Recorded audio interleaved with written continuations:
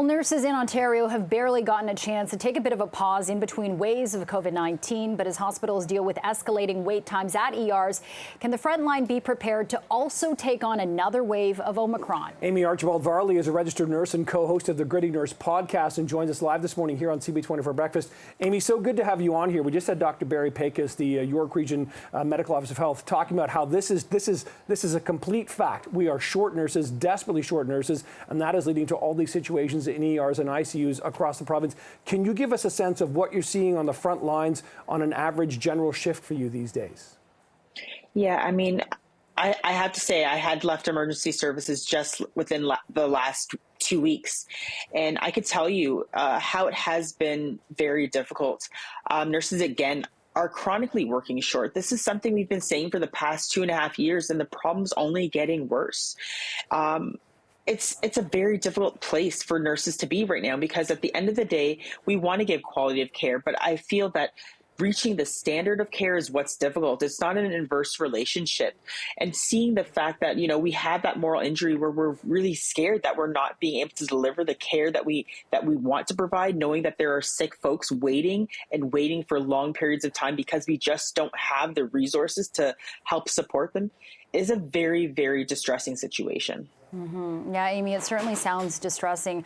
But looking at kind of the immediate short term, what is going to help besides, trying to get more nurses back? What do you think the government needs to do? What do you think hospitals need to do just to get that reinforcement up and going again so that ERs are not shutting down?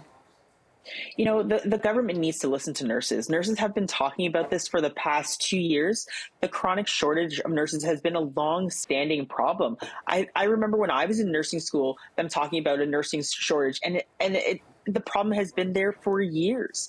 They have to come and meet nurses where they are. Come to an emergency department, throw some scrubs on. I'm asking Doug Ford to come do this. Come put some scrubs on and see what it's like working in an emergency department for 12 hours, not having a sip of water, not having lunch, moving from patient to patient, not having a minute to rest, running to a arrest, doing all these various different things and feeling like you're drowning.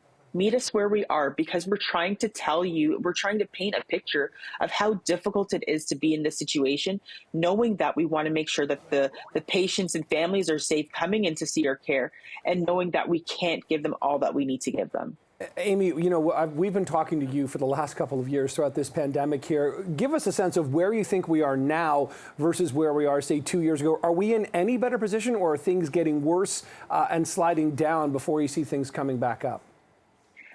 I think when it comes to nursing, we're not in the same position. I think that there was a lot of motivation at the beginning of the pandemic where, nurses were hailed as heroes.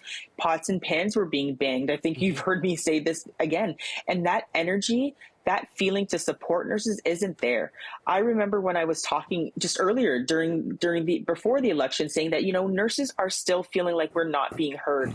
And this is now over 2+ years where we've been asking for Bill 124 to be repealed. We've been asking for recruitment and retention strategies for nurses, and nobody is listening to us. We are now at the point where if you don't want to listen, we need to leave. We need to protect ourselves. We need to protect our mental health. We need to protect our families. We can't deal with the moral injury and the strain anymore. And if it means that we have to leave a profession that we love, that we sought out to be in, then so be it. But I'm pleading with the government to come and meet nurses where they are, and talk about how you can continue to retain us. Because at this point, there's a lot of nurses saying that, there's other things out there that are safer, that we can do, that are not as much stress, and maybe we'll see some respect if we leave. Right. It sounds like a multifaceted problem, including, access to affordable childcare, so many other things like that. All right, Amy Archibald-Varley, registered nurse and co-host of the Gritty Nurse podcast. I always appreciate your time. Thank you. Thank you.